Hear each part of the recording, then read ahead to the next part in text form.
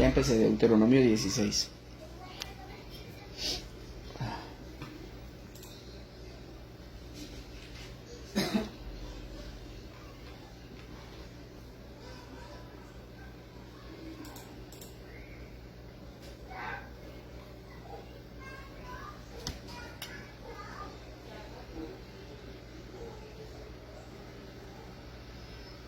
Muy buenas noches a todos. Estamos en este momento dando inicio a nuestro día de oración número 354.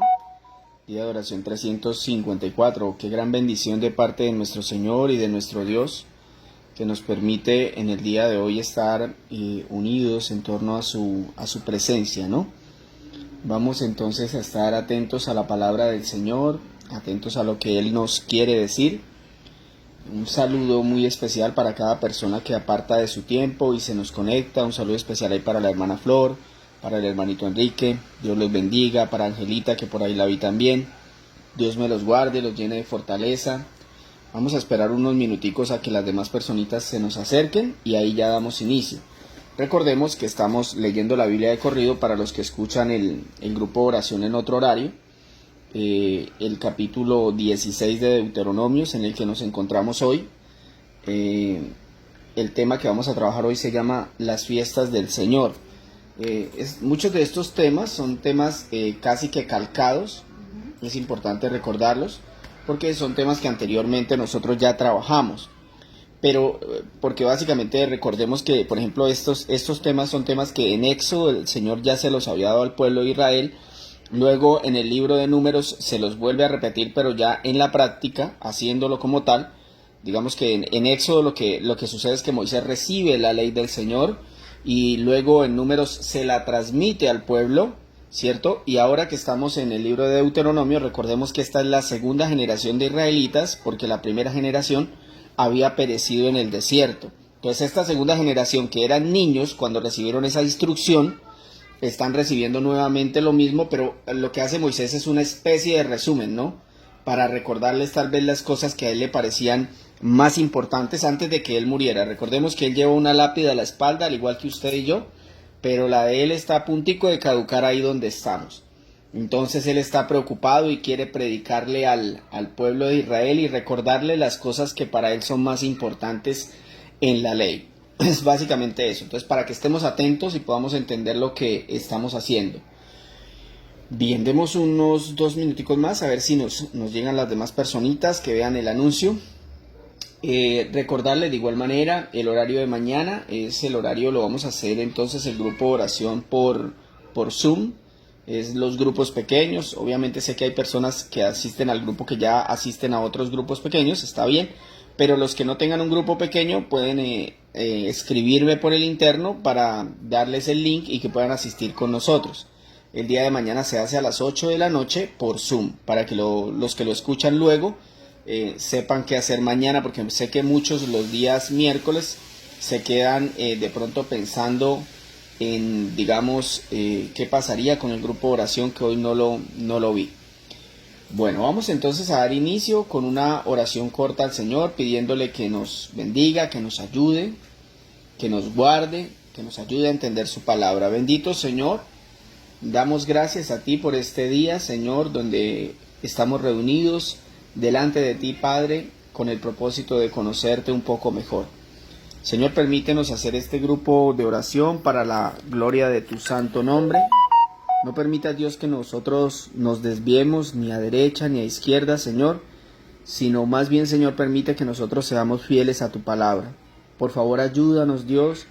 Humildemente nos queremos acercar a ti, Señor, para que nos des conocimiento, para que nos des entendimiento, para que nos des tu perdón, Señor, en base a la obra de tu Hijo amado Jesús. Señor, permítenos en esta noche comprender tu palabra, ilumínanos.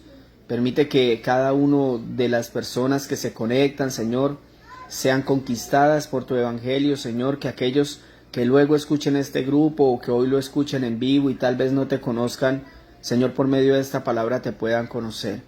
Padre de los cielos, glorifica tu nombre en el grupo de oración, ya sea con milagros, Señor, con portentos, con señales, con lo que tú quieras hacer. con la restauración de los hogares, Señor, con la restauración de las relaciones.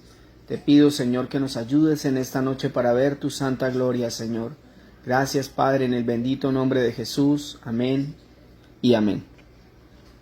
Iniciamos con la lectura. Recordemos el tema, las fiestas del Señor. Deuteronomio capítulo 16. Aparta el mes de Abib para celebrar la Pascua del Señor tu Dios, porque fue en una noche del mes de Abib cuando el Señor tu Dios te sacó de Egipto. En la Pascua del Señor tu Dios sacrificarás de tus vacas y ovejas en el lugar donde el Señor decida habitar. No comerás la Pascua con pan leudado, sino que durante 7 días comerás pan sin levadura, pan de aflicción, pues de Egipto saliste deprisa. Lo harás así para que toda tu vida te acuerdes del día en que saliste de Egipto. Durante 7 días no habrá levadura en todo el país.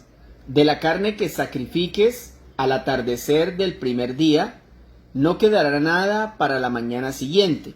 No ofrecerás el sacrificio de la Pascua en ninguna de las otras ciudades que te dé el Señor tu Dios. Lo ofrecerás solamente en el lugar donde el Señor decida habitar. Allí ofrecerás el sacrificio de la Pascua por la tarde, al ponerse el sol.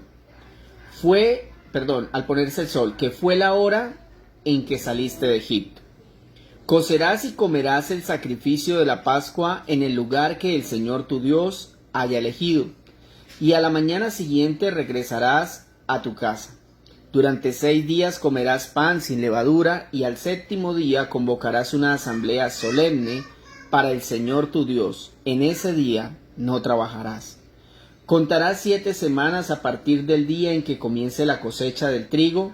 Entonces celebrarás en honor del Señor tu Dios la fiesta solemne de las semanas, en la que presentarás ofrendas voluntarias en proporción a las bendiciones que el Señor tu Dios te haya dado, y te alegrarás en presencia del Señor tu Dios en el lugar donde Él decida habitar, junto con tus hijos y tus hijas, tus esclavos y tus esclavas, los levitas de tus ciudades, los extranjeros y los huérfanos y las viudas que vivan en medio de ti. Recuerda que fuiste esclavo en Egipto. Cumple, pues, fielmente estos preceptos. Al terminar la vendimia y la cosecha de trigo, celebrarás durante 7 días la fiesta de las enramadas. Te alegrarás en la fiesta junto con tus hijos y tus hijas, tus esclavos y tus esclavas, y los levitas extranjeros, huérfanos y viudas que vivan en tus ciudades. Durante 7 días celebrarás esta fiesta en honor al Señor tu Dios, en el lugar que Él elija, pues el Señor tu Dios bendecirá toda tu cosecha y todo el trabajo de tus manos, y tu alegría será completa. 3 veces al año todos tus varones se presentarán ante el Señor tu Dios en el lugar que Él elija para celebrar las fiestas de los panes sin levadura. Todas las semanas, los panes sin levadura de las semanas y de las enramadas. Nadie se presentará ante el Señor con las manos vacías. Cada uno llevará ofrendas según lo haya bendecido el Señor tu Dios. Nombrarás jueces y funcionarios que juzguen con justicia al pueblo en cada una de las ciudades que el Señor tu Dios entregará a tus tribus. No pervertirás la justicia ni actuarás con parcialidad. No aceptarás el soborno, pues el soborno nubla los ojos del sabio y tuerce las palabras del justo. Seguirás la justicia y solamente la justicia, para que puedas vivir y poseer la tierra que te da el Señor tu Dios. Qué tremendo texto, ¿no? Muy bien, mis hermanos. Las fiestas del Señor, ¿no? Cuando la Biblia menciona el mes de Abib, quiero que me pongan mucha atención para que no se pierdan. Cuando la Biblia menciona el mes de Abib, esa palabra en hebreo significa espiga de maíz o espiga madura. Es decir, en ese mes, que correspondía, digamos, para el pueblo de Israel en el calendario nuestro, era el mes de marzo y parte del mes de abril. Ellos no le decían ni abril ni marzo, sino que le decían el mes de Abib, y significaba que era el mes de la cosecha, en el mes en el que se daban las cosechas en el pueblo de Israel, y para ellos era señal de que ahí tenían que empezar las fiestas solemnes al Señor.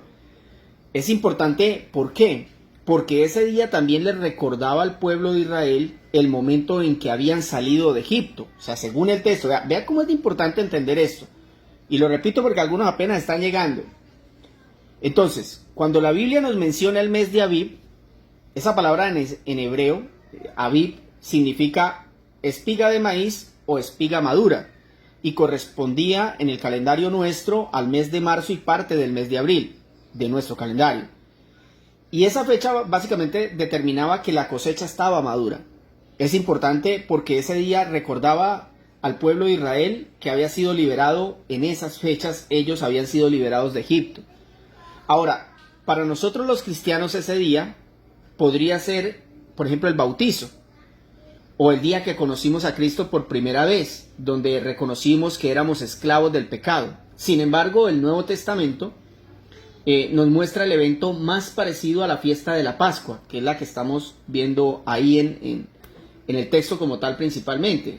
La fiesta de la Pascua representa para nosotros la Santa Cena, donde recordamos a Cristo sacrificado y resucitado, pues desde ese momento todo ser humano que ha creído en Cristo es libre de la muerte, del pecado y de la condenación eterna. Recuerden que para el pueblo de Israel, cuando Dios los saca de Egipto, básicamente los libera de la esclavitud y de la muerte que ya tenían decretada, ¿cierto? De una vida terrible en ese lugar como esclavos. Para nosotros, entonces, al momento que creemos en Cristo, somos librados de la muerte, del pecado y de la condenación eterna. En este capítulo 16 encontramos las tres fiestas principales que todos los israelitas debían celebrar. Recordemos que estas fiestas están en el libro del Éxodo, o sea, ya las habíamos visto, están en el libro del Levítico, donde Moisés las había explicado primero, en Éxodo, las había recibido el Señor, las explicó al pueblo y luego las puso en práctica por primera vez. Estas fiestas son todas en honor al Señor, pero recordemos que, como les dije al inicio, estos israelitas que están escuchando esta proclamación de Moisés no habían oído eso porque eran unos niños. Entonces ellos necesitaban ser instruidos en la fiesta de la Pascua. Estas son las tres fiestas que se manejan en este texto: la fiesta de la Pascua, la fiesta de Pentecostés y la fiesta de los tabernáculos. Por último, el texto también nos da una explicación acerca de lo importante de ser justos, y en este caso para el pueblo de Israel, de elegir jueces justos. ¿Qué queremos aprender hoy? Vamos a aprender estas tres fiestas en honor a Dios, ¿sí? Recordemos que el tema es las fiestas del Señor, y vamos a ver las tres fiestas que tenía que hacer este pueblo de Israel en honor a Dios. Entonces, ¿cuál es la primera? La Pascua, ¿cierto? Esa fiesta de la Pascua la vamos a basar en el versículo 2 y 3. Dice: en la Pascua del Señor tu Dios, sacrificarás tus vacas y ovejas en el lugar donde el Señor decida habitar. No comerás la Pascua con pan leudado, sino que durante 7 días comerás pan sin levadura, pan de aflicción, pues de Egipto saliste de prisa. Lo harás así para que toda tu vida te acuerdes del día en que saliste de Egipto. Esa es la primera fiesta, la de la Pascua. Bueno, hay que importante aclarar, ¿no? Son 7 fiestas, pero en este texto, en este capítulo, solamente se expresan 3. Entonces, a mí me gusta regirme por el texto, no salirme más allá. Lo digo como para que me digan: uy, Jorge está diciendo mentiras, no son 3, son 7. No, sí son 7, yo sé, pero aquí hay 3, y son las 3 que voy a explicar. Entonces repito los versículos. En la Pascua del Señor tu Dios, en la Pascua del Señor tu Dios sacrificarás de tus ovejas y tus vacas en el lugar donde el Señor decida habitar. No comerás la Pascua con pan leudado, sino que durante 7 días comerás pan sin levadura, pan de aflicción, pues de Egipto saliste de prisa. Lo harás así para que toda tu vida te acuerdes del día en que saliste de Egipto. La palabra Pascua viene del vocablo hebreo Pesaj, que significa pasar por alto. Miren, mis hermanos, de verdad pongan mucha atención porque esto les va a ayudar mucho. Eso significa pasar por alto. Cuando usted dice que pasó por alto algo, por ejemplo, si su hijo usted ya le mandó 2 veces a hacerle aseo al cuarto, y usted, digamos, no le hace nada la tercera vez que usted le dice, oiga, pero ¿qué pasó otra vez y nada que hace aseo? Usted le está pasando por alto la desobediencia a su hijo. Eso significa pesa, pasar por alto o mostrar misericordia. La Pascua significa eso, pasar por alto o mostrar misericordia. ¿Dónde lo vemos expresado genuinamente? Para el pueblo de Israel. Cuando el pueblo de Israel estaba en Egipto, todavía esclavo, en la última plaga, el Señor envía el ángel de la muerte, y este ángel pasa por alto las casas de los israelitas. En estas casas se estaba celebrando la Pascua, se estaba comiendo el cordero y se habían pintado los dinteles con sangre del cordero. Entonces el Señor le ordena al ángel de la muerte pasar por alto las casas de los israelitas, mientras le quitaba la vida a las casas donde estaban los niños egipcios. Recordemos que cuando Dios nos ve, pasa por alto nuestro pecado, pero ni por un solo momento piense que el Señor deja sin castigo nuestro pecado. Él transfiere el pecado al Cordero, a Cristo. Cristo asume la culpa y paga con su sangre por nuestras almas. Eso es lo que recordamos en las cenas del Señor. Y yo quiero que usted lo tenga ahí en la mente. ¡Ah! Ya sé lo que significa la Santa Cena. Ya sé lo que es la Pascua. Claro, el Señor pasó por alto las casas de los israelitas y no mató a los niños, porque allí se celebraba la Pascua judía. Allí se estaba comiendo el cordero, allí se había echado sangre sobre los dinteles de las puertas. Y ahora nuestro Señor en nuestros días pasa por alto nuestro pecado. Pero no porque no lo castigue, es que el castigo se lo transfirió a su Hijo. Su Hijo asumió la culpa y pagó con su sangre por nuestras almas. Y eso es lo que recordamos en la Cena del Señor. Es impresionante lo que dice, por ejemplo, Juan, capítulo 18, versículo 28. Dice, luego los judíos llevaron a Jesús de la casa de Caifás al palacio del gobernador romano. Como ya amanecía, los judíos no entraron en el palacio, pues de hacerlo se contaminarían ritualmente y no podrían comer la Pascua.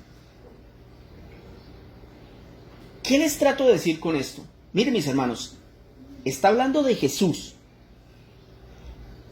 Y es por lo menos llamativo que los judíos, las autoridades romanas y el pueblo en general sacrificaran a Jesucristo el mismo día que el pueblo de Israel conmemoraba la fiesta de la Pascua, donde se sacrificaba un cordero para recordar la liberación de Egipto a las 3 de la tarde. ¿Quién murió a esa misma hora para liberarnos? Cristo. Cristo es el Cordero, mis hermanos. ¡Qué impresionante! Básicamente el propósito que tenía Dios al celebrar la Pascua judía era recordar el amor y la misericordia del Señor al ofrecer a su pueblo el sacrificio y la sangre de un cordero inocente. Ahora damos gracias. Nosotros, como cristianos, debemos dar gracias a Dios, no por el cordero que libró a Israel de Egipto, sino por el Salvador, Cristo, el Cordero de Dios, que con su cuerpo y su sangre otorga eterna redención a todo aquel que cree. Ahora bien, reflexionemos sobre la Cena del Señor. Y quiero reflexionarla bajo dos conceptos o en dos situaciones. La primera, si usted la está tomando, usted está tomando la Cena del Señor, entonces pregúntese, ¿cómo la está recibiendo? ¿Usted se examina? ¿O usted toma la cena como si fuera jugo con pan? Eso es para nosotros los que tomamos la Cena del Señor. ¿Cómo la estamos recibiendo? Fíjese que ese texto que leímos ahorita decía que los judíos cumplían la ley porque decía que si ellos entraban al lugar donde se encontraba, en este caso, en el palacio romano, donde estaba el gobernador romano, ellos se hacían impuros, y eso lo decía la ley. Antes de comer la Pascua, ellos no podían estar ritualmente impuros, ellos estaban cumpliendo la ley.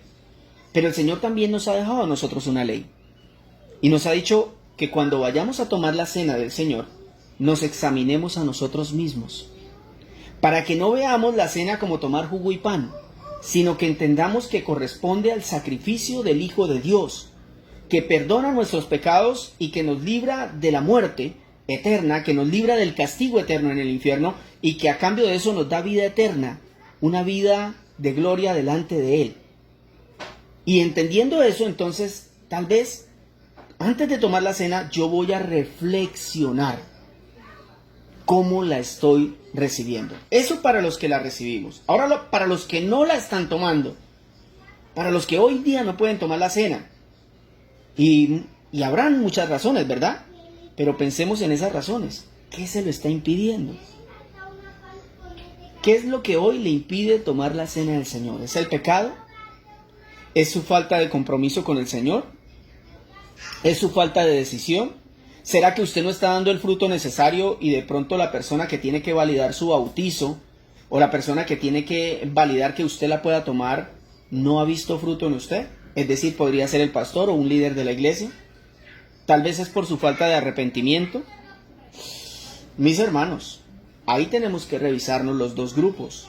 Los que la estamos tomando, reflexionar en cómo lo estamos haciendo, y los que no la están tomando deben actuar para empezarlo a hacer. La Pascua, ya la vimos. Número 2, la fiesta de las semanas o Pentecostés. Fiesta de las semanas o Pentecostés. Dice el versículo 9, 10 y 11. Contarás 7 semanas a partir del día en que comience la cosecha de trigo.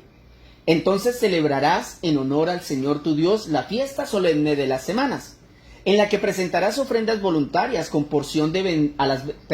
en proporción a las bendiciones que el Señor tu Dios te haya dado. Y te alegrarás en presencia del Señor tu Dios en el lugar donde Él decida habitar, junto con tus hijos y tus hijas, tus esclavos y tus esclavas, los levitas de tus ciudades, los extranjeros y los huérfanos y las viudas que vivan en medio de ti.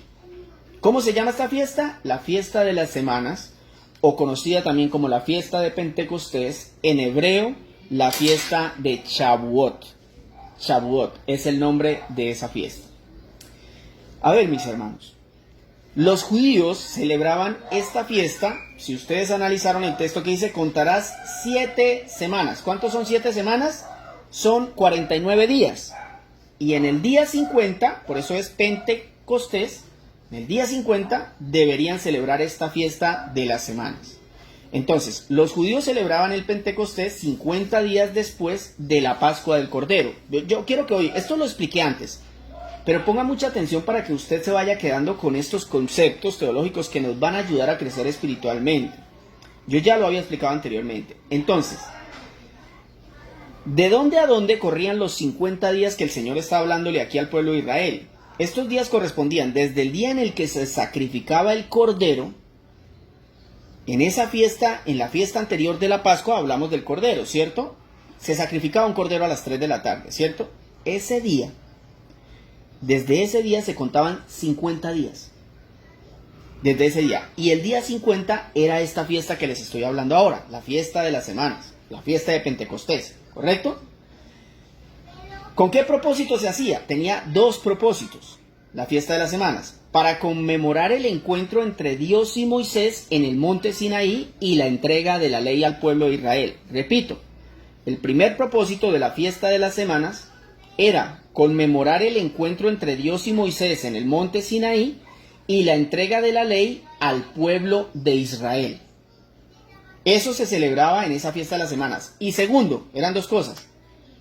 El Pentecostés estaba asociado al tiempo en el que Israel daba gracias a Dios por el fruto de las cosechas. Entonces ellos debían presentar como ofrenda voluntaria los primeros frutos de la cosecha. ¿Ya?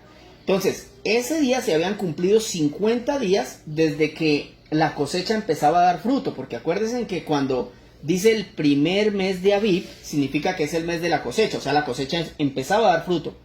Entonces, a partir de ahí se contaban los 50 días, y ese día 50, esa cosecha, se recogían los mejores frutos y se le entregaban al Señor, se le llevaban como una ofrenda. Se tenía que reunir todo el pueblo, pero es interesante que el Señor incluye en esta fiesta a los extranjeros, a los huérfanos y a las viudas. ¿Lo leyeron? Versículo 11. Y te alegrarás en la presencia del Señor tu Dios en el lugar donde Él decida habitar, junto con tus hijos y tus hijas, tus esclavos y tus esclavas, los levitas de tus ciudades, los extranjeros y los huérfanos y las viudas que vivan en medio de ti.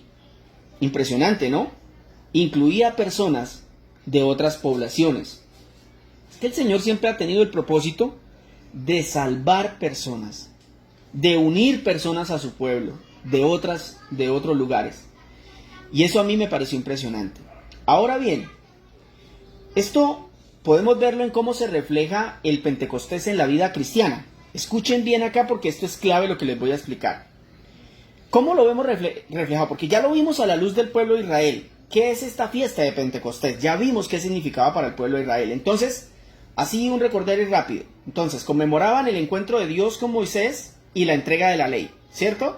Y segundo, conmemoraban las primicias de los frutos de la cosecha, ¿cierto? Se le llevaban esas ofrendas al Señor y celebraban con el Señor todo el pueblo junto, ¿cierto? Eso lo hacían en el día 50 después de la Pascua.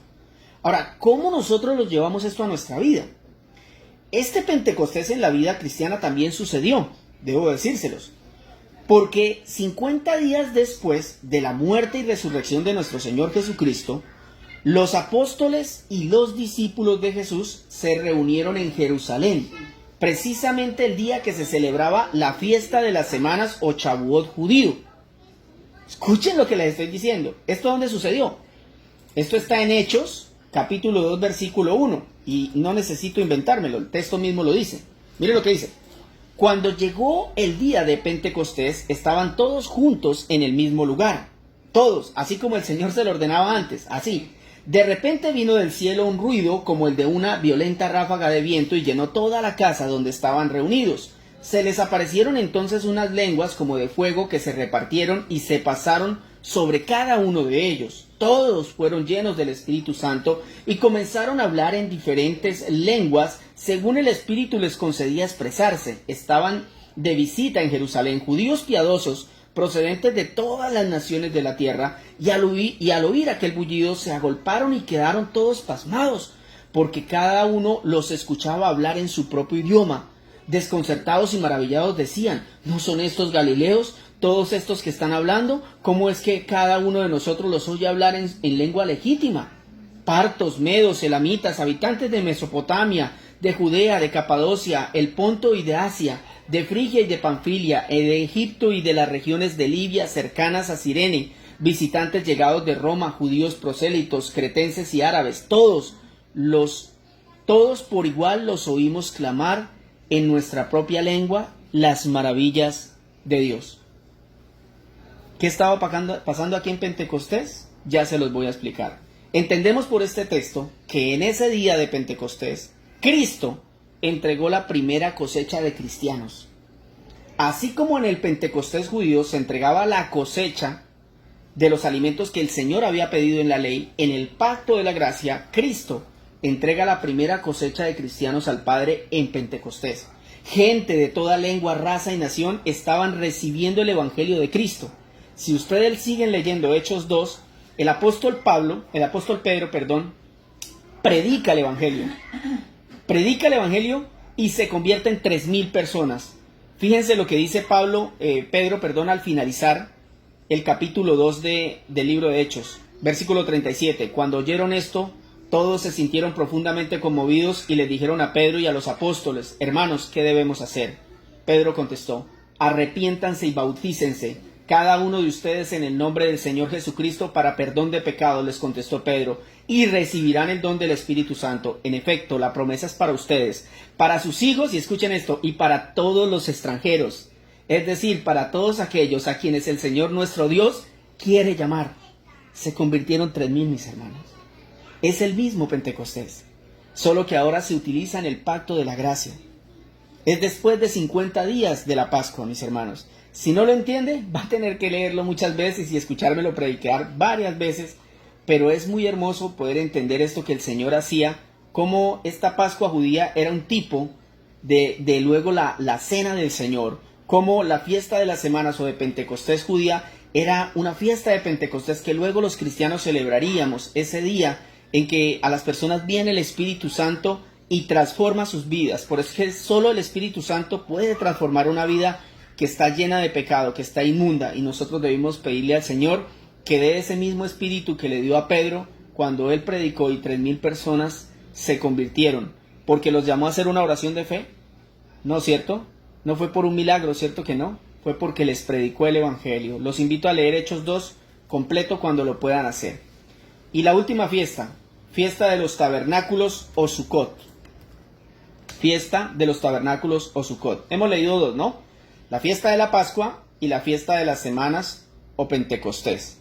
Y por último, la fiesta de los tabernáculos. Dice el versículo 13 y 14, al terminar la vendimia y la cosecha de trigo, celebrarás durante 7 días la fiesta de las enramadas. Te alegrarás en la fiesta junto con tus hijos y tus hijas, tus esclavos y tus esclavas, y los levitas, extranjeros y huérfanos y viudas que vivan en tus ciudades. Esta fiesta, mis hermanos, la fiesta de los tabernáculos o Sukkot, pongan atención porque esta fiesta es un poquito más complicada. La fiesta de los tabernáculos es la última fiesta, es la fiesta más alegre de estas 3 que el Señor está pidiendo que se les explique a esta generación de israelitas. El Señor pedía a los israelitas que se celebrara entre el mes de septiembre y octubre esta festividad. ¿Qué recordaba o qué significaba esta fiesta? Esta fiesta les recordaba al pueblo de Israel las pruebas cuando pasaron por el desierto y las terribles condiciones de vida en Egipto. Básicamente, o sea, ese era el propósito de la fiesta de los tabernáculos, que ellos recordaran su vida en el desierto y las terribles condiciones de vida que tenían en Egipto. Por eso durante esos días, escuchen porque esto no lo van a aprender en otro lado, por eso durante esos días, ¿qué tenían que hacer los israelitas para recordar eso? Ellos no dormían en sus casas, sino que ellos salían de sus casas y con ramas, con palmas, armaban chozas provisionales, en las que dormían durante 7 días. Eso hacían los judíos. Y el dormir en esas chozas a la intemperie les recordaba todas las penurias que ellos habían pasado en el desierto, en Egipto. Pero eso también simbolizaba que esa prueba era momentánea, y así fue. Esa prueba fue momentánea y demostraba que el Señor era el único lugar seguro para ellos. Porque todas las cosas de este mundo se podían destruir, pero el Señor seguía. Era lo que Él les trataba de mostrar con esa fiesta de los tabernáculos.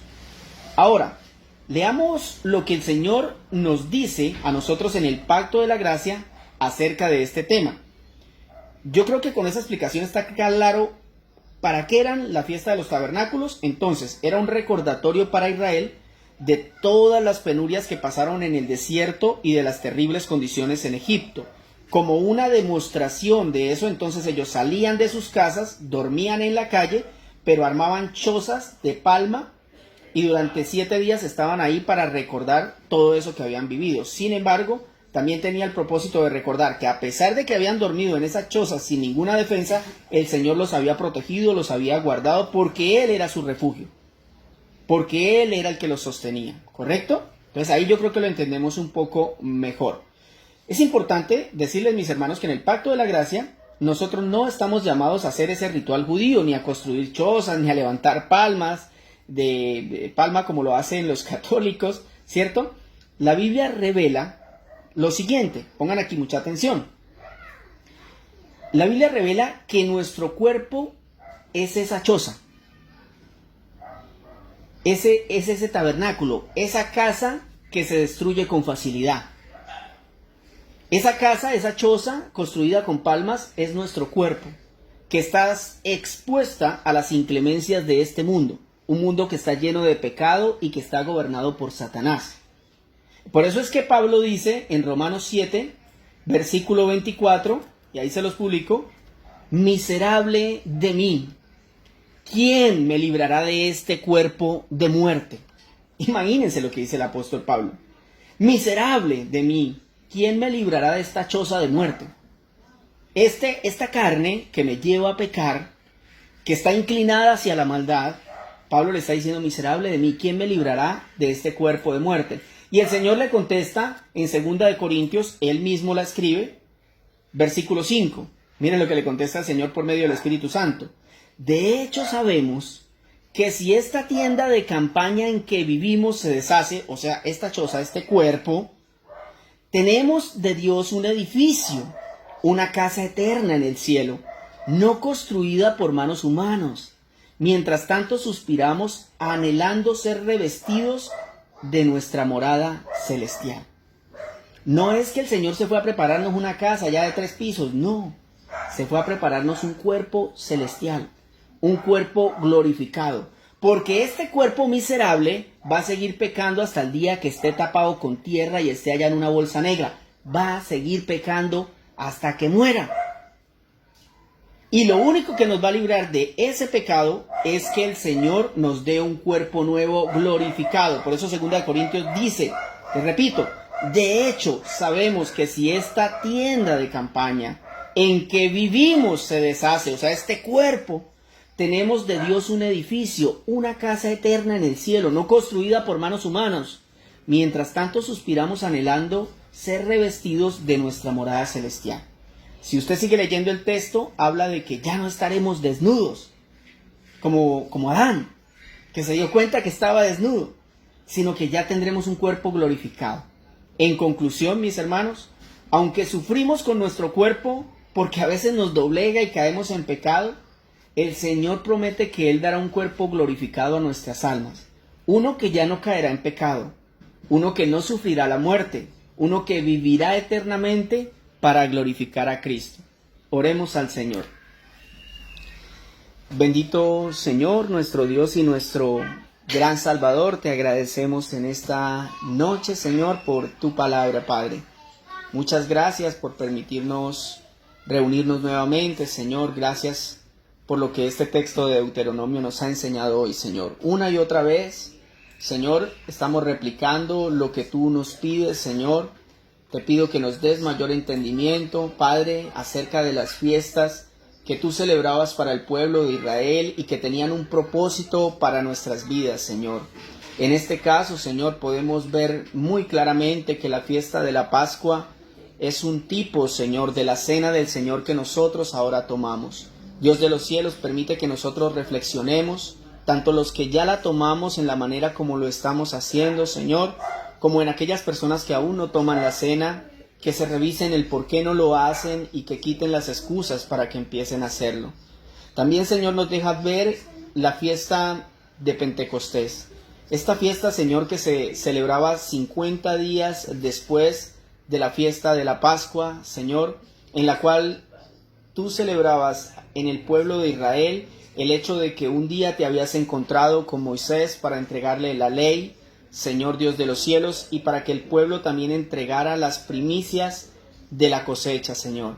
Es impresionante que después de que tú murieras y resucitaras, Señor, 50 días después exactamente, el Espíritu Santo cayera sobre aquellos que eran tus apóstoles y tus primeros discípulos, Señor, y que Pedro les predicara ese evangelio, así como Moisés bajó a dar la ley. Pedro entregó el evangelio en esa predicación, Señor, a esta primera cosecha, Señor, de cristianos.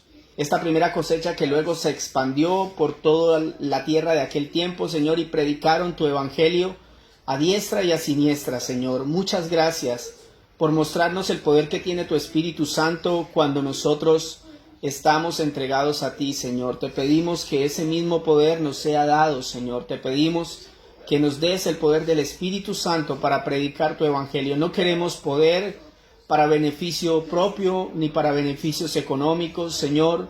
Queremos el poder del Espíritu Santo para que aquellos que son duros de corazón puedan empezar a doblar sus rodillas y a reconocer que tú eres Señor en el cielo y en la tierra y también debajo de la tierra.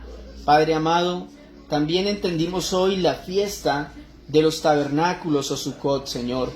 En esta fiesta donde el pueblo de Israel, Señor de los cielos, este pueblo quería recordar aquel periodo donde estuvo en el desierto, donde dormían a la intemperie y recordaban saliendo de sus casas durante 7 días, Señor. Ellos recordaban lo que habían vivido viviendo ahora en chozas, Señor, y tú nos quieres recordar a nosotros que nuestro cuerpo Es un cuerpo miserable, es un cuerpo que nos lleva al pecado, es un cuerpo que en cualquier momento perderá la vida. Pero lo más importante es que estemos preparados para la muerte, porque una vez estemos muertos y hemos creído en ti, tú nos tienes preparado un cuerpo nuevo, una casa nueva, una que será indestructible, una que será eterna, una que te adorará, una que no pecará. Un cuerpo, Señor, glorificado como tú lo has prometido. Señor de los cielos, muchas gracias por tu bendita palabra. Perdónanos, Señor, cuando no le dedicamos tiempo a tu palabra, cuando dedicamos tiempo a otras cosas. Permite que podamos compartir tu palabra a otras personas para que te conozcan como el único Señor y Salvador.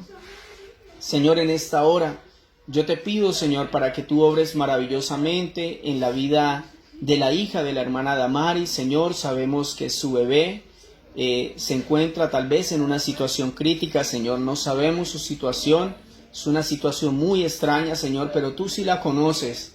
Nosotros no, Señor, no somos omniscientes, pero tú sí estás en ese lugar y tú sí sabes lo que está sucediendo. Por favor, te pido, Señor, que aclares todo lo que está pasando y te pido que si hay algo grave en el niño, por favor, tú obres milagrosamente si esa es tu santa voluntad. Dale paz y tranquilidad a Damaris, a su hija, Señor, ayúdales en medio de estas circunstancias, fortalece su fe, Señor, pon tu mano en estos médicos para que puedan determinar claramente la situación y hallar una solución. Te repito, mi Señor, si esa es tu voluntad, glorifícate en esa familia, glorifícate en este momento, te lo rogamos, Señor, te lo imploramos. Padre, asimismo te pido por aquellos que claman por un milagro, Señor, por aquellos que ruegan a ti en este momento, Señor, por cualquier situación, Dios de los cielos, tal vez están rogando a ti por arrepentimiento genuino porque sienten que todavía no se arrepienten como debieran. Señor, dale a cada corazón un arrepentimiento genuino, Dios de los cielos. Dales el don de la fe para creer en ti como corresponde, una fe genuina en la cual te declaramos como Señor y vivimos como si realmente tú eres nuestro Señor. Dios, te obedecemos, te amamos, te seguimos, Señor, te pedimos perdón y hacemos lo que tú nos digas. Dios de los cielos, permite que aquellos que no creen en ti o que tal vez en el pasado pertenecieron a iglesias donde les presentaron un evangelio diferente y por tanto nunca te conocieron, ahora te puedan conocer. Oramos por aquellos que se han apartado de la fe, por aquellos que no te conocen, Señor. Bendito sea tu nombre. Danos amor por las almas, Señor, para llevarles tu palabra. Ayúdanos, Señor, en nuestras casas con la educación de nuestros hijos. Bendice nuestras vidas con santidad, con amor por tu palabra, Señor. Permite que cada uno de los integrantes de este grupo se ponga como meta, Señor, predicar la palabra tuya, Señor, ya sea a sus familiares, a sus amigos, pero que no perdamos más tiempo, Señor. Ayúdanos a hacerlo, Dios amado.